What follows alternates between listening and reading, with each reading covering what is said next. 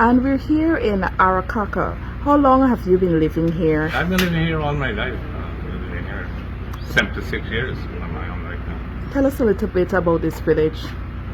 This village has been here very, very long since even before Mabruma. And my parents have been here all the years, and we all grew up right here. Okay.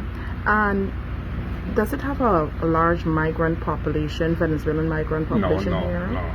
Not in Arakaca. There's just a few, but nothing about that. Which they would travel so much. And so in 2023, in fact, we've seen Venezuela had a referendum, and today they have a planned election. As a resident of Arakaca, do you see any activity of an election ongoing here in Guyana's territory? No, nothing of the sort. Nobody came, nobody said anything. We didn't even see few Venezuelans, even the few that was around there, most of them moved on. So we got no problem as far as the elections are concerned and campaign and stuff like that. Everything is quiet. We live well with the few we got, like I said, it's only very few of them. But we live well with them, no problem. And so it's relatively safe here. You feel secure and no complaints. Yeah, I feel secure. All the residents feel secure because there'll be no complaints, nobody trouble anybody. And we just going about our daily work every day. And how many residents live here in total? We got about 600 to 700 people.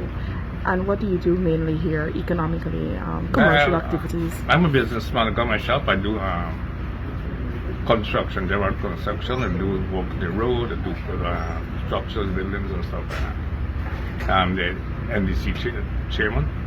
I'm also the justice of the peace. And more or less the head of the village. So we got no complaints about it saying anything. Everything is going fine. It's fine. We're comfortable with what the president said. So, everything will be fine. Don't worry. So we're taking it easy. We take the president's word for granted. You have a steady flow of information with regards to the case, and it being before the ICJ, and you know exactly what is happening. Yeah, we got a steady flow of information, up to date information. Because for one, we got Wi-Fi, we got the other media outlets that play a role in terms of giving out the information. Okay. All right, then. Thank you so much for sharing. You're welcome. Go ahead. Okay. And following up on what my colleague asked about information, as the chairman of this village, I know you probably seen some propaganda, Venezuelan propaganda. As the chairman of this village, what are you doing to ensure that this misinformation from Venezuela does not cause any confusion within your village? Well, of course, that propaganda from Venezuela is all about. Anyway, every medium platform has it.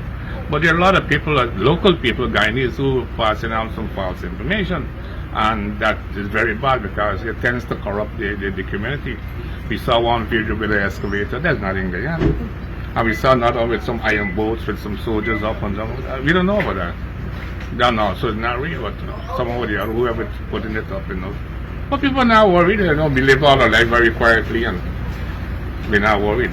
So what do you have to say to those Guyanese who are spreading that misinformation and propaganda? Would you tell them to follow the official channels of information? Yes, to follow the official. Don't do that because you only what should I use? They're only antagonizing the community in terms of getting them all hyper, that something is happening and it's going to happen soon.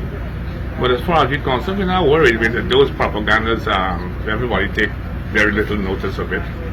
But of course, some other persons are just using it to their advantage. But other than that, we just see it and we just pass it on.